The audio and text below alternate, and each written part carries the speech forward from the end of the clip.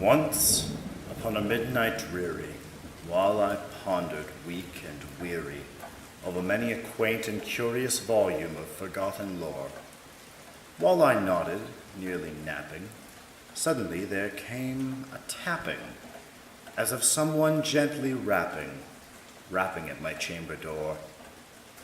"'Tis some visitor," I muttered, tapping at my chamber door. "Only this, and nothing more." Ah, distinctly I remember, it was in the bleak December, and each separate dying ember wrought its ghost upon the floor.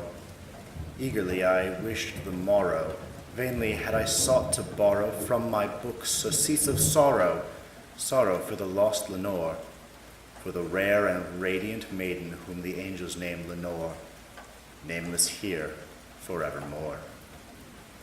And the silken, sad, uncertain rustling of each purple curtain thrilled me, filled me with fantastic terrors never felt before, so that now, to still the beating of my heart, I stood repeating, "'Tis some visitor entreating entrance at my chamber door, some late visitor entreating entrance at my chamber door.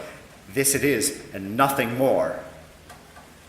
Presently, my soul grew stronger.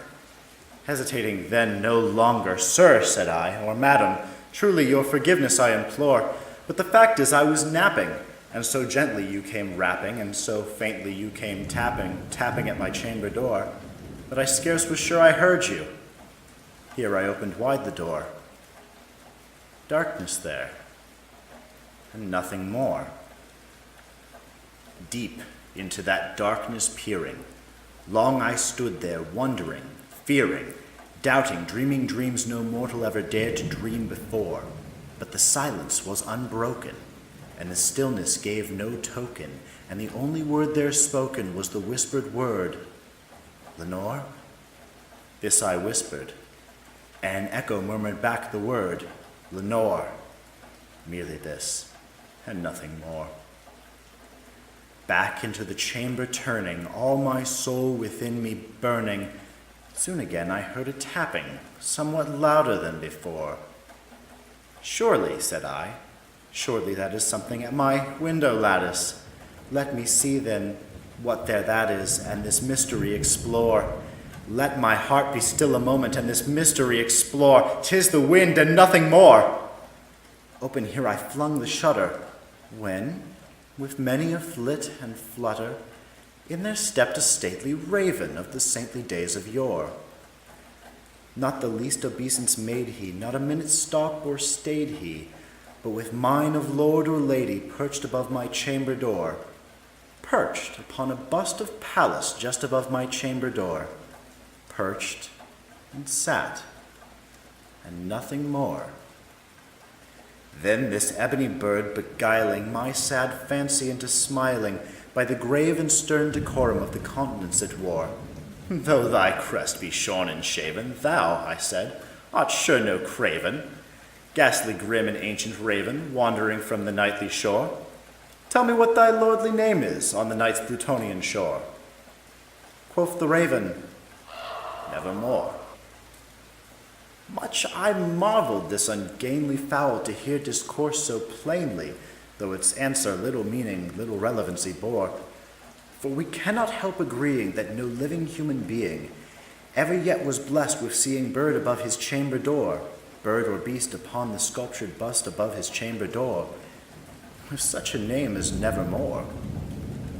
But the raven, sitting lonely on the placid bust, spoke only that one word, as if his soul in that one word he did outpour. Nothing further then he uttered, not a feather then he fluttered, till I scarcely more than muttered, "Other friends have flown before. On the morrow he will leave me, as my hopes have flown before." And then the bird said, "Nevermore."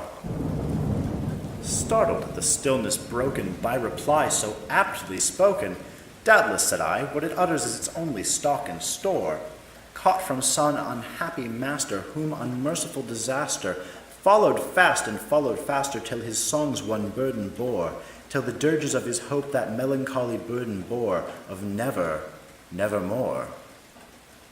But the raven still beguiling all my fancy into smiling, Straight I wheeled a cushioned seat in front of bird and bust and door. Then upon the velvet sinking, I betook myself to linking fancy unto fancy, thinking what this ominous bird of yore, what this grim, ungainly, ghastly, gaunt, and ominous bird of yore meant in croaking, nevermore. This I sat engaged in guessing, but no syllable expressing, to the fowl whose fiery eyes now burned into my bosom's core. This and more I sat divining, with my head at ease reclining on the cushion's velvet lining that the lamplight gloated o'er, but whose velvet violet lining with the lamplight gloating o'er she shall press, nevermore. Then methought the air grew denser, perfumed from an unseen censer, sung by seraphim whose footfalls tinkled on the tufted floor. Wretch, I cried, thy God hath lent thee, by these angels he hath sent thee, respite, respite, and nepenthe from my memories of Lenore. Quaff, oh quaff, this kind nepenthe, and forget this lost Lenore. Quoth the raven, nevermore. Prophet, said I, thing of evil, prophet still, if bird or devil, whether tempter sent or whether tempest tossed thee here ashore, desolate yet all undaunted, on this desert land enchanted, on this home by horror haunted, tell me, truly I implore, is there balm in Gilead? Tell me, I implore. Quoth the raven, nevermore. Prophet, said I, thing of evil, prophet still, if bird or devil, by that heaven that bends us, by that God we both adore, tell this sore with sorrow laden, if within the distant Aidenn it shall clasp a sainted maiden whom the angels name Lenore, clasp a rare and radiant maiden whom the angels name Lenore. Quoth the raven, nevermore. Be that word our sign of parting, bird or fiend, I shrieked upstarting.